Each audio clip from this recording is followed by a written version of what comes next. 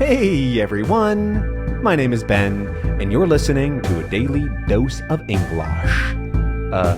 This is a short, simple podcast that you can listen to every day to improve your English. The transcripts for all episodes and more are on benslanguagelab.com. I'm glad you could make it today. In this episode, we're talking about potions, because I have been actually playing a video game in the past couple days, because I saw this game during some of my Czech immersion, and I thought it looked really, really cool, and I wanted to give it a try. And so I want to just talk about it for 10 minutes or so. We might get into other potions conversations, but what I really like about this game is how cool the design is, and how creative it is, and how it feels to play. So it's called Potion Craft Alchemist Simulator. And it is what it says on the tin. You are an alchemist who brews potions, and you brew potions for people. So a potion, by the way, is some sort of magical mixture that has an effect, typically on the person that drinks it, right? It's usually a beverage or a drink. If you've ever seen or read Harry Potter, for example, they have potions classes. Where else are potions well known? Really any magical fantasy book or movie is going to have potions. They're relatively well known. Oh, lots of video games have potions, right? If you ever played an RPG, Dungeons and Dragons, there's potions there.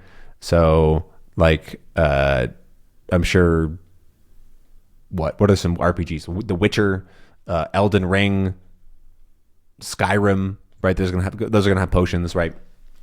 But this is a little bit different because you are playing the role of somebody who makes potions, and you have your little shop, and you have only a few jobs. You brew potions. You can pick some ingredients for the potions. You can sell the potions, and there's also something else in the game that I haven't unlocked yet. But that's basically everything. But all of it is essentially in the potion brewing mechanic, which is really creative and cool. And this is what made me want to try it. So in the potions brewing area, you have a couple of different tools. You have your mortar and pestle, which is the little stone bowl that you can grind stuff up in, right? That's called a mortar and pestle. And then you have your cauldron, which is like a big old pot for cooking potions. We call that a cauldron. Then you have a potion base, right? So which is water in this case for me, which you can pour more into. You have your spoon for stirring, but then you also have this cool potion map. And so imagine that there's this big old map in the middle, and your potion always starts in the middle, the very center of the map. And each ingredient that you add allows you to move the potion from where it is in the middle to somewhere else on the map in a specific pattern. And so this is where it starts to get really interesting.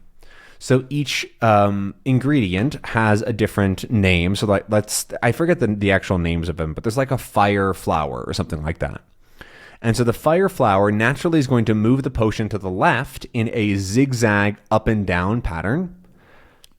But you can grind it up to get further.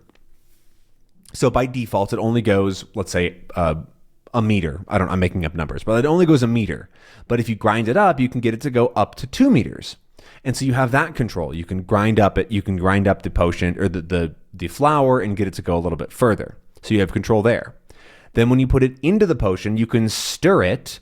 And you don't have to stir all the way. Depending on how much you stir, it moves along that track only a certain amount, which also gives you more control because you can stop a little bit early or a little bit late or whatever it is. You can also combine ingredients, right? So let's say you want to build a potion that is actually, the recipe ends up far up into the left, right? So I think that's where there's a potion of explosion. There's an exploding potion that's up to the left. But you can't really get there just by putting in one ingredient. You have to put in an ingredient to go to the left, an ingredient to go up, an ingredient to go to the left again, and up again, right? You have to do several in a row to create the pathway to get from basic just water to move all the way to the potion. And so you have to combine ingredients, grind them the right amount, plan your route, because on the map there's also a bunch of obstacles, which is really cool, right? There's certain areas that are death, right? If you hit that part, your potion just fails. It doesn't work, and so you can't hit those sections, right? So you have to go around them. And so the more difficult the potion is, the further away on the map it is, and the more difficult ingredients, or the more difficult pathways you have to find to get there. And that's just really cool on its own, but there are a ton of different ingredients that you get to use, and all of them have very, very different pathways that they can make the potion go. This is a little hard to explain, so if you are curious, definitely look up a gameplay video of somebody playing potion craft. But there's all these different ingredients, and some of them go in wild loops, some of them go really far down, some of them go kind of diagonally. There's all these different options, but some of them are really rare or expensive, and so you have to be careful with them because you only have one of this special mushroom. And so if you waste your mushroom on a potion that doesn't work or whatever, it's lost. The other thing that's also cool is that you don't know where the potions are on the map, right? So for example, I still haven't found where the sleeping potion is. And some customers have asked for a sleeping potion, but I don't really know where exactly it is. And so I'm still trying to find where the sleeping potion is on the map by exploring it, right? So several times I've made, I don't know if I explained, yeah, because you can't see most of the map. But several times I've made potions that basically fail on purpose or that I don't need just to explore a new section, right? I wanted to go up here, then over there, and then down here. And oh, look, there's a new potion. I don't know what it does. Let's try making one. But then the other thing that's really cool is that you can make different levels of potions, right? So you can have a weak potion, which just basically touches the location. If you get close enough, it becomes a weak potion of healing, a weak potion of glowing or whatever. But then if you get a little bit closer, like you're right in there, because there's a little like place that you're supposed to line up the potion, yada, yada, yada. That's when it's a normal potion, right? You get a level 2 potion, but you can also get really, really precise and specific with where you're aiming, and you can make a strong potion. And strong potions are obviously the best kind. They are stronger. People will pay more for them.